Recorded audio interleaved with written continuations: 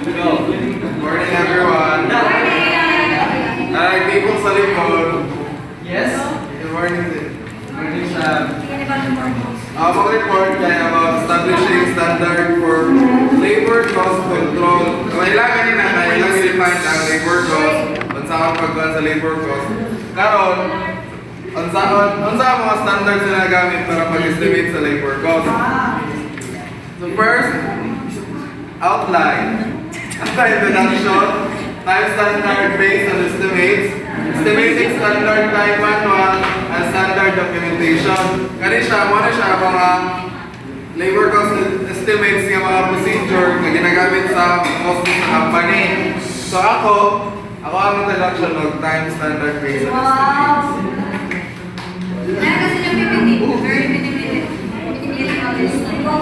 So karon, introduction, kung saan ang labor cost control? Sa labor cost control, ano siya?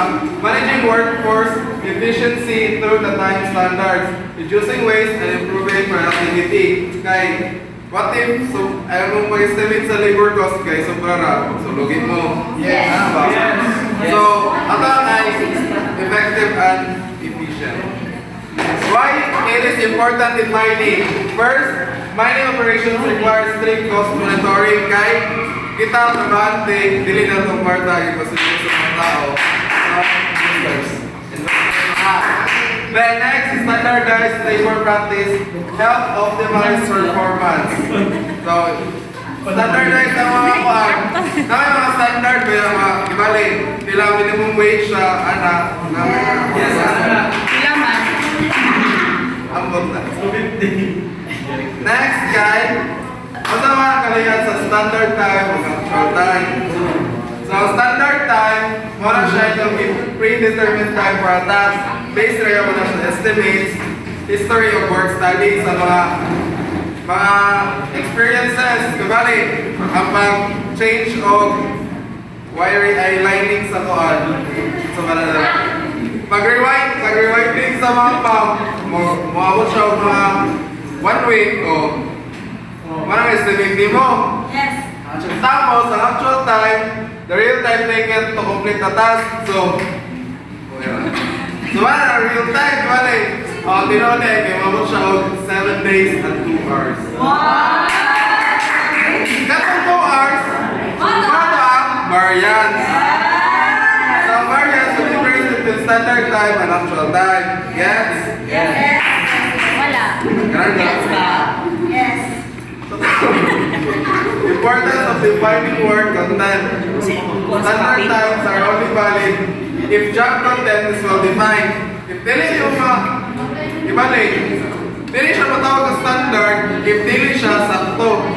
Di ba? Yes. Yes. Wala. Kaya, dili wala siya business. So, detailed descriptions needed for repetitive tasks with strict efficiency goals. Example, kay drilling and blasting. Balik-balik naman siya ng task. So, dapat kung siya kanang detail, kibali, for 3 minutes, lagyan mo na mo, i-time na mo pila ka minutes per hole, pila ka minutes ang isa ka drilling pattern, pila ka minutes ang anak. Nalagyan siya wala ang detailed descriptions. Ang isa, ang broad descriptions, suitable for less frequent or more complex tasks. Example kay maintenance. Nganong broad man ang maintenance? Broad ang maintenance kay dili. Wala ta kabaloon sa ayon. Kaya di ba ang drill and blast, mag-drill, mag-load, tapos mag-blast. Ang mag-maintenance, ang sobrang mag-maintenance. Di ba, wala kabalo ko. Magayo pa ka sa wiring, magayo pa ka sa makina mismo, or magayo ka sa tao. So, first method, guys. Method for rendering time standards. Mari siya. Monitor mga method. Ang amo ang estimate of historical data. So, ang estimates, kanto mag-estimate. Use when a job is being performed for the first time. Estimate, ibalik. Sa inyo, sa bagong company, anong mag-estimate na nila pila ang time nga makonsume for drill and blast. Ana. Ngayon, first time pa Manila. Then, historical data kay from past experiences. Then, work study engineering uses scientific techniques to determine the most efficient way to complete a task. So, kani siya kay murag study na hindi lang ang ba. Ang sa'yo pinakadaling pamagay sa pag-drill. Paano ba siya drill rig or hand-hour labor manual. Then, narata siya time standards based on estimates. One ang pinakadali o pinaka-less o costly method. Ideally siya sa mga wala pa na-perform before sa inyong company. It requires experienced estimators to be reliable. Yan sa ito, pag dinig ma-define ng labor, ay ang manual siya ito ang standard. Yes. This formula calculates the expected time for a single task. Single task din siya by balancing best case, worst case, and most likely scenario. So magamit din ito actual time, standard time, o variance. Na example, mag-solve ko tayo. Sige pa. Mag-solve na, kibali. Ayan na. So kibali, si A, para siya ang best case time. Kibali, perfect yung tanan-tanan. Wala yung mga sagabal siyang kinabungit. Lovely. 3 hours. Kibali. Bren, si katawa, Bren. Pagpinaw, Bren.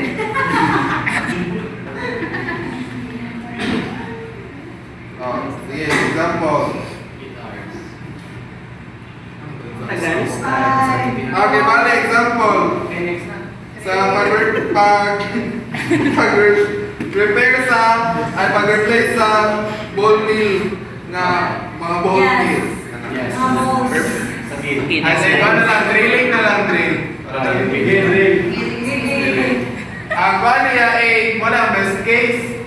Ang B ay And ang B ay worst case. Tapos ang M. Most likely. Most case. So, Sige pa tayo. sa best case, di ba yung best case, mga sa isa ka, 3 minutes. Wow. Pinaka-perfect na siya na tao.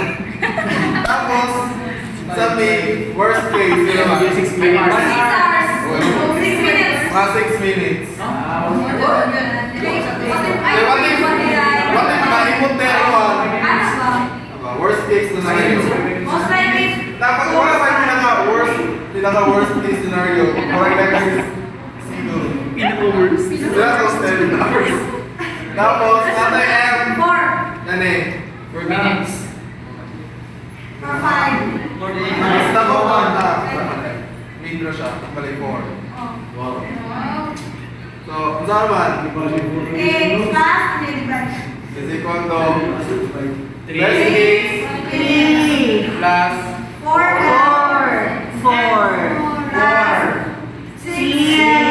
6 naman.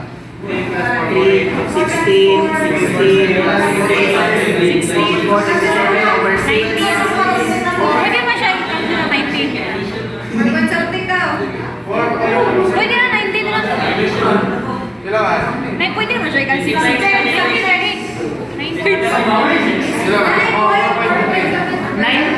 Pwede naman siya i-cancel. Mina is 1 month. Standard. Ha? 17. 4.17. Diba? Minutes. Bilis kayo? Time standards based on estimates.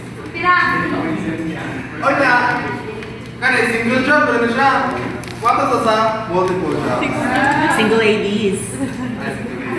So sa multiple jobs, wala na siya.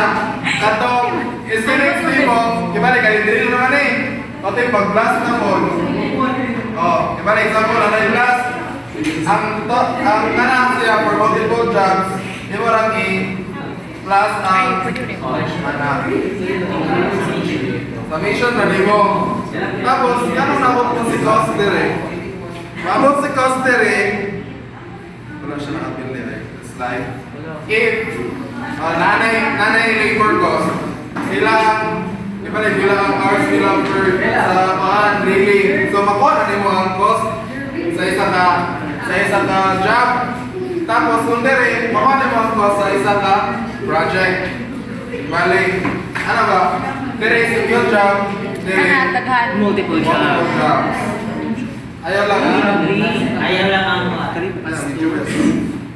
So validate first, validate the time standard managers must ensure they use the most economical and accurate method. However, uncertainties estimates can arise, affecting cost accuracy and performance evaluation.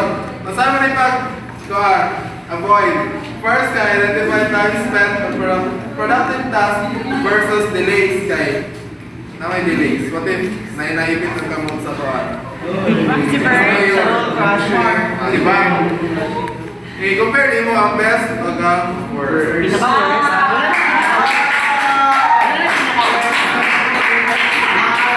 Ano nga? Compare snapshot versus estimated performance. So, ano lang ito sa best nga? Ang estimated kay sa best. Kama si Benz. Ano sa best? Dito siya na sa labor cost ito ang nga. Hindi daw siya. Hindi siya attainable. So, narin sa snapshot. Then, if mas kamera variance, mas contract. Mas congratulations siya kayo.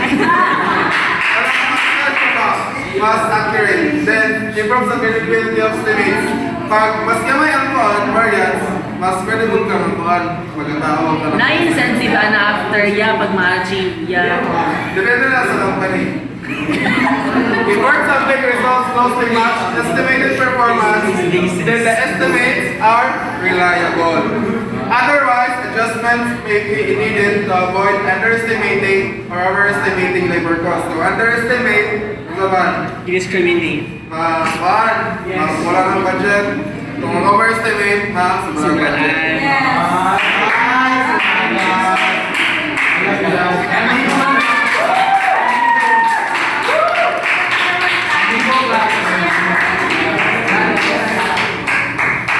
Kaligok lang daw.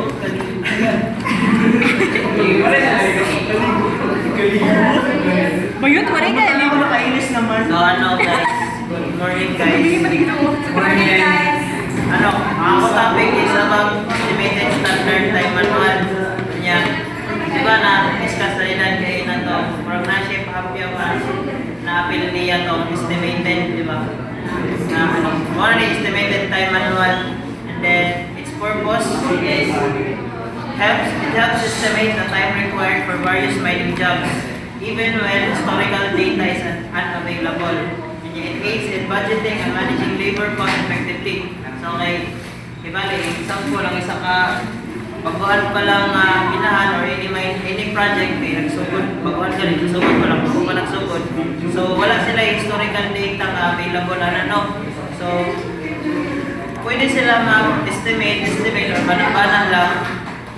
Banaw nila kung kaning trabaho guys, pila siya ka-oras mahuman para makalculate nila ang cost o para ma-evaluate nila if positive ba or delay o ma-delay sila malugi. Then, ang napod siya ay preparation. First is list of typical jobs. Second is supervisor estimates. Then next time, lastly is analysis.